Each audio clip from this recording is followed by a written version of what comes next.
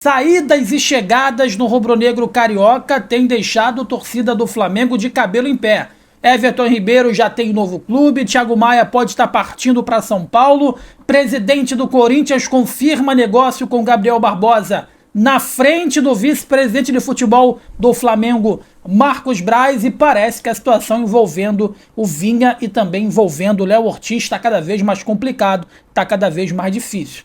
Você que está chegando comigo, por gentileza, deixa o seu like, inscreva-se aqui no canal, é muito importante pra gente, é importante pra caramba pro nosso crescimento, a sua ajuda é de suma importância para que esse OnLive possa chegar ao topo, né, dos maiores canais de YouTube que cobrem o Clube de Regatas do Flamengo. Você começa o dia muito bem informado comigo e você vai terminar o dia ainda mais bem informado com a Bia Zayat. Sem mais delongas, vou falar para você sobre o Everton Ribeiro e informação que foi dada exclusivamente pela S-OnLive. Esse jornalista que vos fala teve informação no dia 20 de dezembro de 2023 sobre o interesse do Bahia no Flamengo. Ninguém falava, aliás, no Everton Ribeiro, naquele momento ninguém falava sobre o Bahia, né? Com interesse, era surreal alguém imaginar que o Bahia fosse ser o clube que iria levar o Everton Ribeiro. Muito se falava de Internacional e também muito se falou do Cruzeiro, mas o Bahia com exclusividade foi esse OnLive, esse jornalista que vos fala que trouxe dia 20 de dezembro,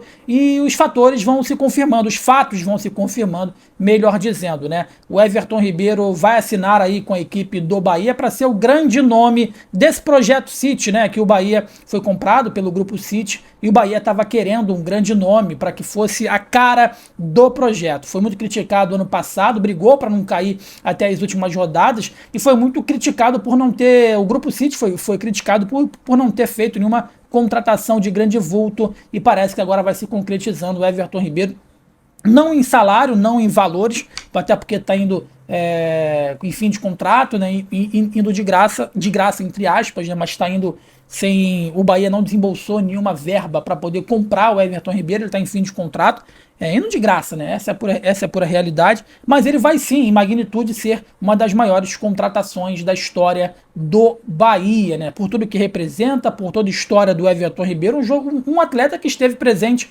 na última Copa do Mundo. Mas, Jonas, o que fez o Everton Ribeiro querer jogar no Bahia? Conversei com uma pessoa aí do Bahia que me explicou minuciosamente os motivos que levaram o Everton Ribeiro a ficar inclinado a aceitar aí a proposta do Bahia. O motivo número um foi o fato dele ser muito amigo do Rogério Ceni, né? E o Rogério Ceni endossou essa contratação, falou com o Everton Ribeiro, disse da estrutura e do projeto.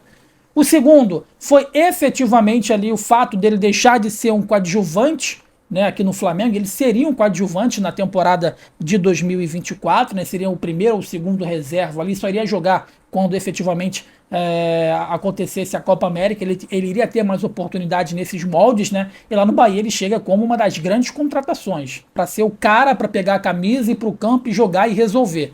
E o terceiro fator foi o planejamento, o plano de carreira que o Bahia apresentou para o Everton Ribeiro, tanto na ativa quanto na inatividade, quanto dentro quanto fora de campo. Como assim, Jonas? Dentro de campo ele vai ser a cara do Grupo City. E depois de um tempo foi apresentado a possibilidade dele encerrar sua carreira em outra equipe dos Estados Unidos, que também é comandada pelo Grupo City, e também após carreira ele integrar ali o elenco do Grupo City, enfim, como um CEO, como um gestor, trabalhar no futebol dentro do Grupo City. Então essa foi a proposta para o Everton Ribeiro, encher os olhos desse planejamento do jogador, enfim, e ele acabou aceitando. As informações que chegam lá da Bahia, que ele aceitou o projeto e vai ser o novo jogador do Bahia em 2024. Outra saída iminente é a do goleiro Santos. Ele que chegou no Flamengo a peso de ouro, ele começou muito bem a temporada, foi caindo de produção, perdeu completamente ali a posição, se tornando até terceiro goleiro, né? E agora parece que ele chegou para a diretoria do Flamengo pedindo para ser negociado. E ele deve ser negociado com o Fortaleza. Outro jogador que deve jogar aí no Nordeste é o Santos, vai ser negociado com o time do Vojvoda e deve deixar o Flamengo. Com isso, o Flamengo vai ter que ir para o mercado para tentar contratar um goleiro. Isso porque o Rossi, né, ainda não foi extremamente testado, mas hoje é o titular. E o Matheus Cunha, que ainda gera um pouco de desconfiança do torcedor, vai ser o reserva imediato. E o Tite gosta de ter o seguinte, um goleiro, um titular, um reserva para fazer ali, né, para disputar a posição com o titular, e um garoto da base, que no caso seria até o próprio Matheus Cunha, para ficar como o terceiro goleiro. Enfim, o Hugo Souza, Neneca, está emprestado no futebol lá português. Será que cabe de volta? Será que ele voltaria um pouco mais experiente para o futebol brasileiro? Falando de saída, Everton Ribeiro Santos e o Thiago Maia. O Thiago Maia tem negociações avançadas para poder jogar no Corinthians. Muito se falou de uma possível troca do Thiago Maia com o Fausto Vera, mas não há nenhuma possibilidade, segundo pessoas ligadas ao Flamengo, desse fato ocorrer, porque o Flamengo está vendo a pindaíba que está o Corinthians. Então fazer uma troca, o Flamengo corre muito risco.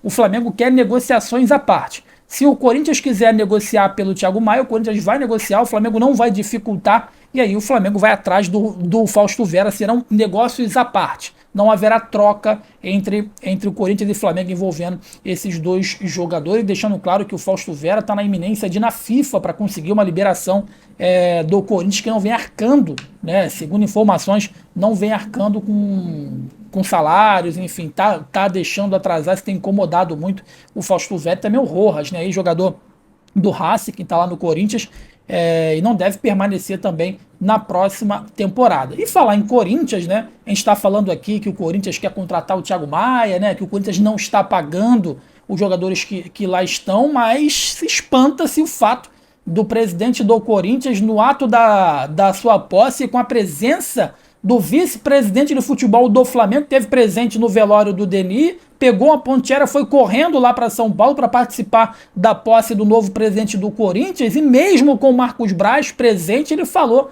das negociações em andamento e avançadas do Corinthians com o Gabriel Barbosa. E o Marcos Braz, até o presente momento, não desmentiu. Então, mesmo com esses problemas financeiros que vai acumulando o Corinthians ainda almeja a contratação do Gabriel Barbosa para 2024. E não se espantem se isso acontecer. O Flamengo já perdeu o Everton Ribeiro e o Corinthians quer porque quer o Gabriel Barbosa. E mesmo, né, afundado em dívida, a gente sabe que quando o Corinthians quer contratar algum jogador, ele não mede esforços. Só não sabe se vai pagar depois. Contratar até consegue, mas pagar depois, aí são outros 500. Então, o presidente lá, o Augusto Melo, né, que é o novo presidente do Corinthians, deixou isso muito claro ali na frente do Marcos Braz. Estamos negociando e agora só depende deles, que no caso seria o clube de regatas do Flamengo. Agora chegadas, né? O Evander, parece que o time americano quer cerca de 8 milhões e meio de euros para poder liberar o jogador. Eu acho muito caro para um jogador como o Evander. E também, assim, jovem, beleza, mas você perde um Everton Ribeiro e quer trazer um Evander. Eu acho que a reformulação ela tem que ser feita para cima. Nada contra o jogador, ele pode chegar aqui e voar, mas eu acho que não seria uma reposição adequada, do mesmo naipe, né? Assim como também parece que a negociação com o Vinha e com o Léo Ortiz está um pouco estagnada. A Roma, sabendo do desespero do Flamengo por um lateral esquerdo, quer 10 milhões de euros, não quer menos que isso, e o Flamengo está tentando persuadir a Roma em diminuir para 8 milhões de euros. Em relação ao Léo Ortiz, o Flamengo e Bragantino, que teoricamente tem uma boa relação, né? Até porque o Flamengo já emprestou alguns atletas, como o Natan, como o próprio Matheus Gonçalves para o Bragantino. O Flamengo está meio aborrecido com a conduta e a postura do Bragantino no que tange ao Léo Ortiz. O atleta já deixou claro que quer jogar no Flamengo e o Bragantino tem dificultado essa negociação porque quer a permanência do jogador para as próximas 5 temporadas. Então tá difícil. O valor que o Flamengo quer pagar e o valor que o Bragantino quer receber não está muito distante, né? Está próximo. Entretanto, o Bragantino quer porque quer a permanência do Léo Ortiz nas próximas 5 temporadas. Então o Flamengo vai ter que começar a pensar num plano B caso o Léo Ortiz não feche com o rubro-negro carioca. Até o presente momento, a única contratação efetivada foi a de De La Cruz, que vai se apresentar no dia 8 junto com os companheiros e vai para a pré-temporada. Você que tá comigo, deixa o like, inscreva-se aqui no canal, é importante pra caramba pra gente, é muito importante pro nosso crescimento, a sua ajuda faz com que essa live cresça cada vez mais. Lembrando que você começa o dia comigo, Jonas Stelman, e você termina com a Bia Zayat às 19 horas, trazendo informações do rubro-negro carioca pra você. Deixe seu like, inscreva-se aqui no canal, ajude essa live a crescer cada vez mais. Feliz ano novo pra você, tamo junto, a gente volta a qualquer momento com mais informações do Flamengo. Abraço.